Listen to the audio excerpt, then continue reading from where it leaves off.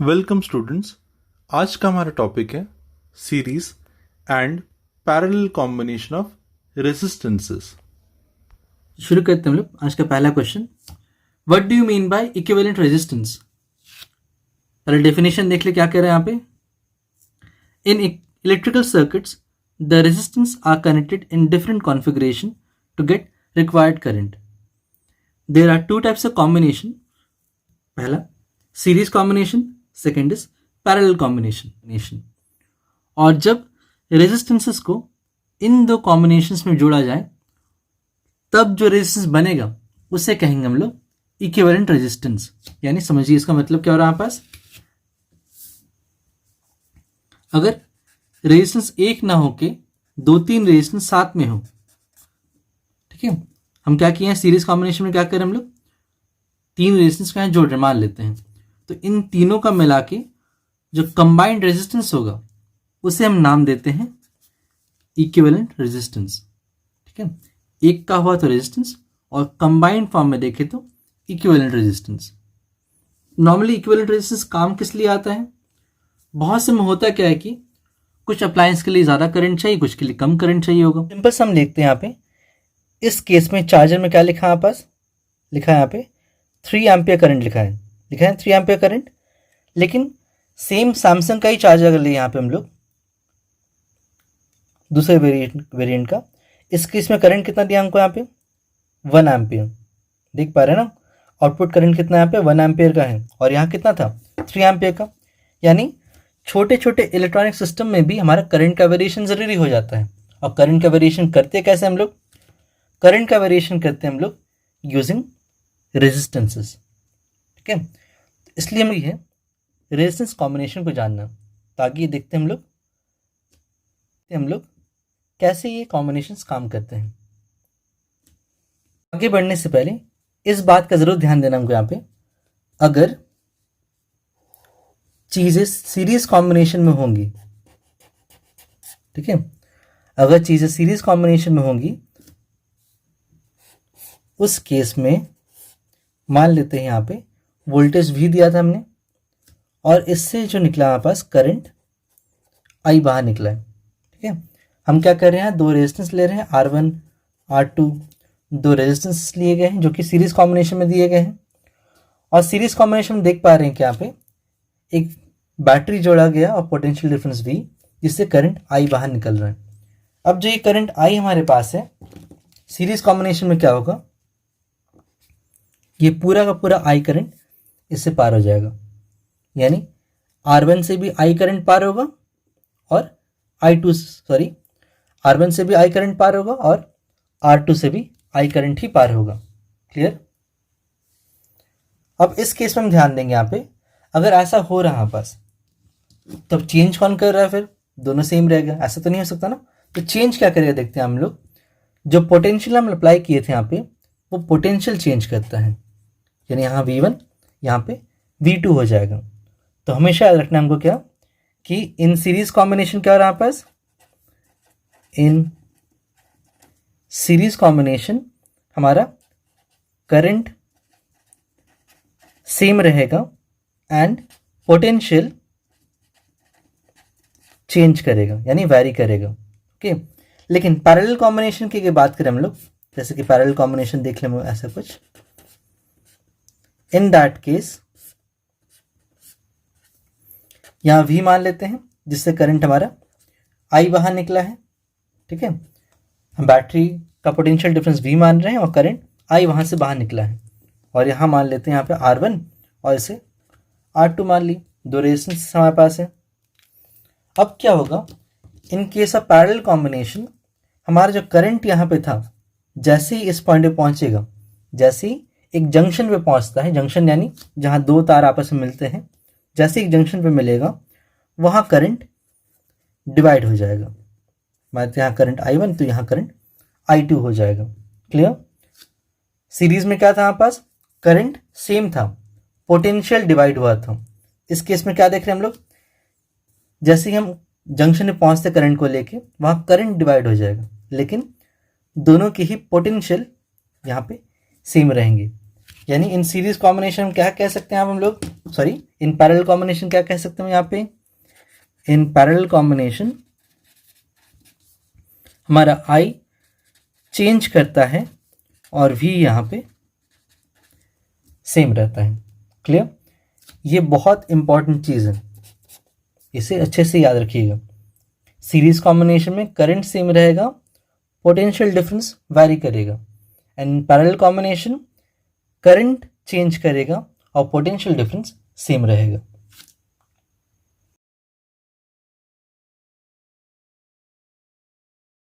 और next question is define series combination and derive the expression for equivalent resistance in series combination.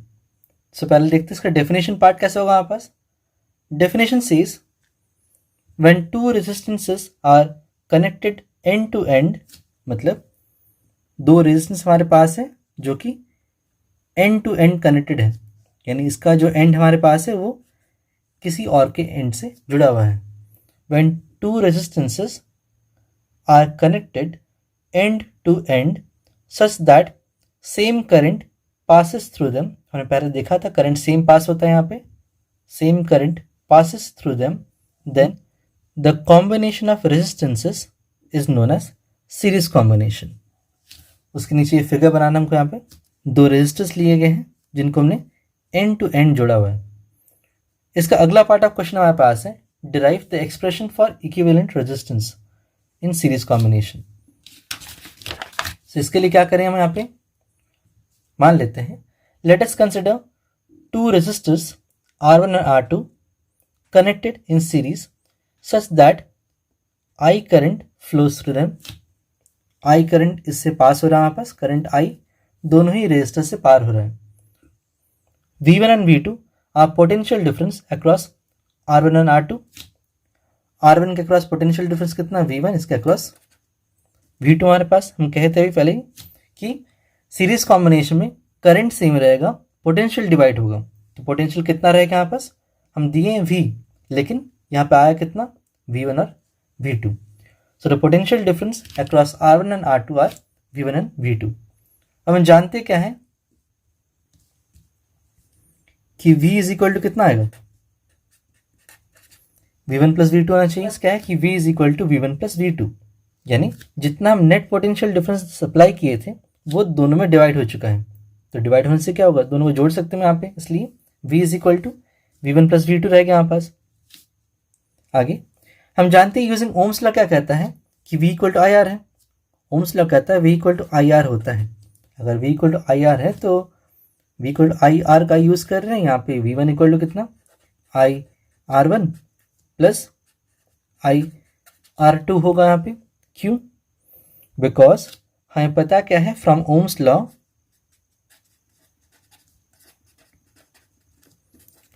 Ohms law कहते हैं यहाँ पे क्या कि V equal to I R होगा।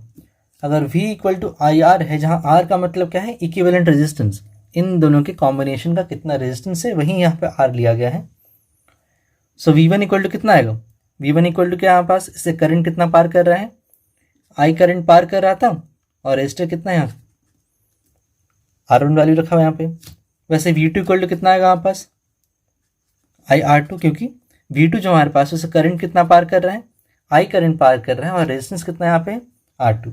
सो V2 equal to I R two होगा हमारे पास, इसलिए मैंने पुट किया यहाँ पे क्या, V equal to I R, V1 equal to I R one, V2 equal to I R to.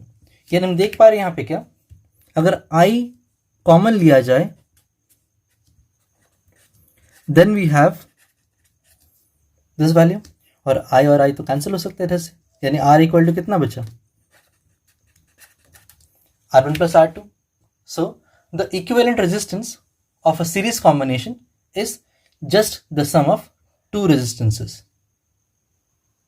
और ये हमारा फाइनल एक्सप्रेशन भी होगा।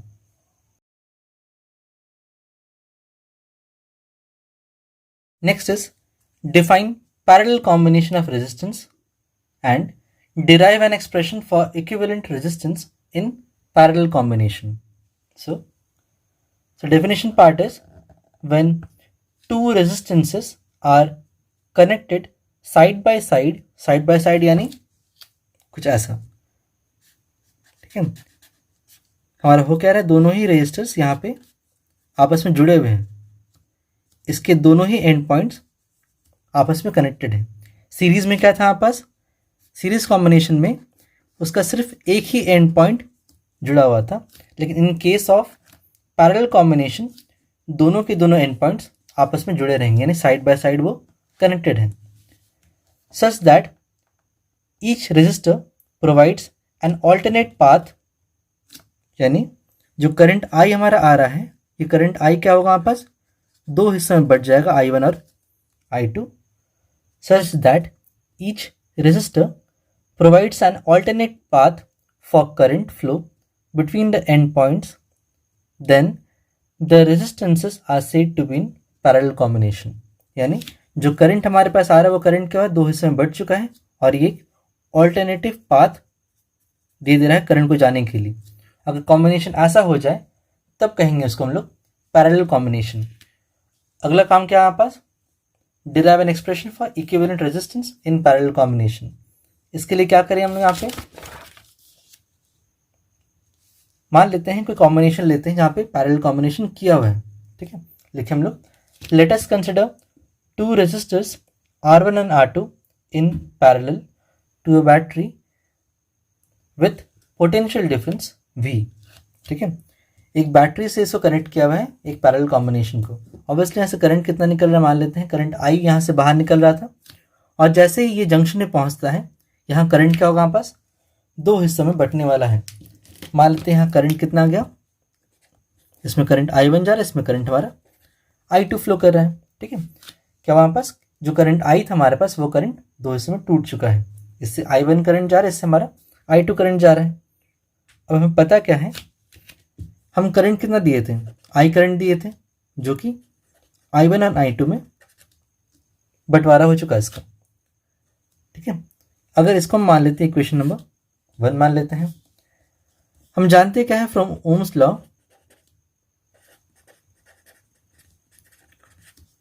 V इक्वल टू IR होता है ना।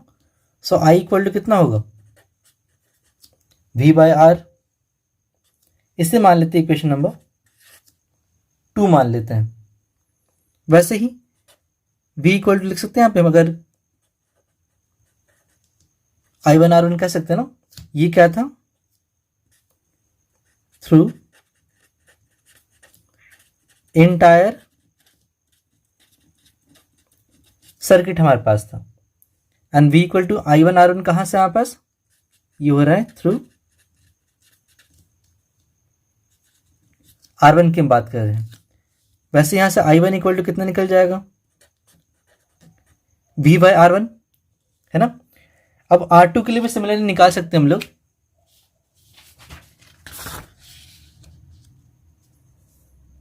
कितना हमारे पास होता है, क्या है कि ओम्स लॉ से V equal to I2 R2 आता है, ये किसके लिए, थ्रू R2 कह रहे हमने यहाँ पे, यानी I2 इक्वल टू कितना हो गया, V बाय R2 कह सकते हैं यहाँ पे। अब इसे मान लेते हैं इक्वेशन नंबर 4 ही होगा ना। हम क्या क्या लिए देखिए यहाँ पे हमारे पास, अच्छा इस इक्वेशन नंबर 3 लेना था। हमारे पास क्या है, I equal to I1 plus I2 हो रहा है, क्योंकि I करंट हमारे पास था जो कि दो हिस्सों में टूट चुका था, I1 प्लस I2 हो गया।